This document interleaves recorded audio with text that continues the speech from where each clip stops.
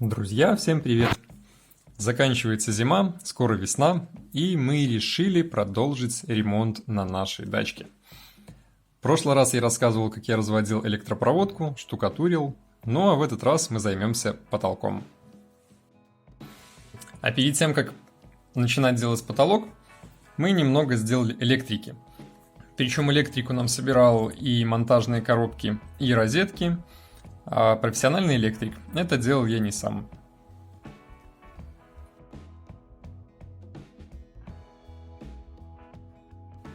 После того, как мы закончили с электрикой, я хотел продолжить сначала мокрые работы, но морозы пока не отпускают, поэтому мы решили заняться потолком.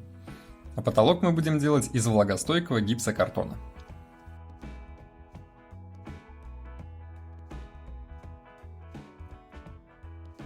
А когда я делал перекрытие, напомню, у нас состоят из балок 50 на 150 6-метровой длины, мы их утеплили, проложили теплоизоляцию, сделали сверху и снизу пароизоляцию, сверху лежат доски, а снизу, когда я делал пароизоляцию, я крепил рейки. Причем рейки я крепил специально под размер гипсокартона.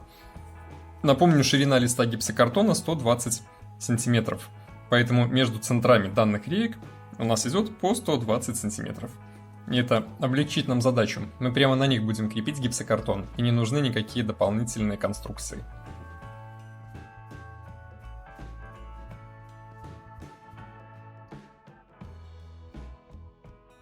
Из инструмента нам потребуется лазерный уровень для удобства разметки, нож, которым мы будем резать гипсокартон, рулетка и шуруповерт. Я наконец-то купил себе аккумуляторный шуруповерт. Больше не буду мучиться с проводом. И, конечно же, правило. С правилом будет очень удобно ровненько резать сам гипсокартон.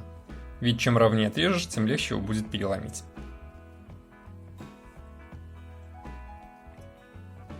Гипсокартон мы используем Knauf. Это 9-мм влагостойкий гипсокартон потолочный. Его и будем крепить на потолок. Он идет с утонченной кромкой. В дальнейшем все это дело будет, конечно же, шпаклеваться. И используем, опять же, фирменный кнауфовский крепеж.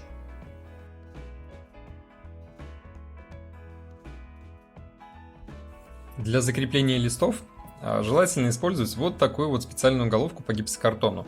С ее помощью мы не сделаем сквозных дырок в листах, а шурупы будут закручены ровно настолько, насколько нужно. Ну а вот сам процесс работы. Делали его вдвоем с женой. Хочу сказать, листы весят примерно по 25 килограмм, и поднимать их было достаточно сложно. А тем более, один человек на вытянутых руках их не удержит, поэтому были придуманы вот такие конструкции. Итак, как же это работает? Мы крепим изначально рейку на саморезы к стене, вдвигаем в получившийся паз лист гипсокартона, ну а дальше вот такими вот двумя подпорками на всю высоту комнаты Т-образными подпираем лист, приподнимаем его и в дальнейшем продолжаем крепить. Таким образом, вдвоем с женой мы примерно за 4 часа полностью закрепили всю кухню. А площадь кухни у нас составляет примерно 20 квадратных метров. Точно так же потом и работали в санузле. Поэтому, дорогие друзья, очень классная тема. Советую делать именно так, если делаете собственными силами. Все получается достаточно быстро и просто.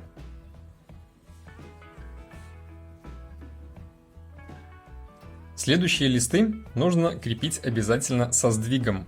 Делается это для того, чтобы, когда вы будете крепить листы в длину, у вас в одном месте не сходилось сразу 4 угла.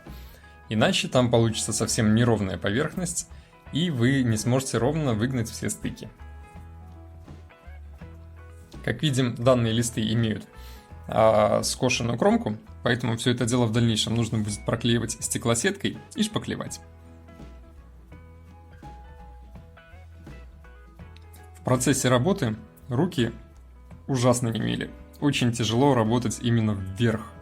Тяжело вверх и поднимать, тяжело вверх и закручивать саморезы. На следующий день уже ни руки не поднимались, ни шея не сгибалась. Все затекло. Листы, которые соединяются друг с другом стороной, на которой нет кромки, обязательно нужно зарезать. И не забудьте про это. Потому что в дальнейшем уже маленькие кусочки листов я по кромке зарезал стоя на полу, а листы, которые уже закрепил незарезанные, пришлось зарезать на весу. И это, если честно, совсем неудобно. Но делать это нужно обязательно. В дальнейшем, когда мы вот так вот в длине соединяем листы в местах, где нет кромки, в нашу искусственную получившуюся зарезанную кромку мы будем опять же зашпаклевывать. И все будет ровненько получаться без всяких переходов. Ну и вот фактический результат. В течение 4 часов мы полностью закрыли всю кухню потолком. Вдвоем на самом деле тяжеловато, но, как видите, все вполне возможно.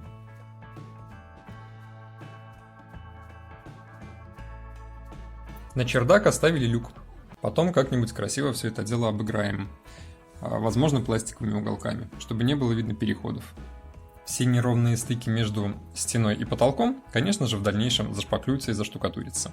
А потолок будет шпаклеваться белой шпаклевкой финишной, в дальнейшем может и покраситься. Ну а дальше, как обычно, намусорил, убери за собой, ведь следующая работа в чистоте будет делаться гораздо проще и быстрее. Кому понравилось, ставьте лайки, подписывайтесь на канал, заглядывайте в описание. Ну а мы продолжаем. Всем пока!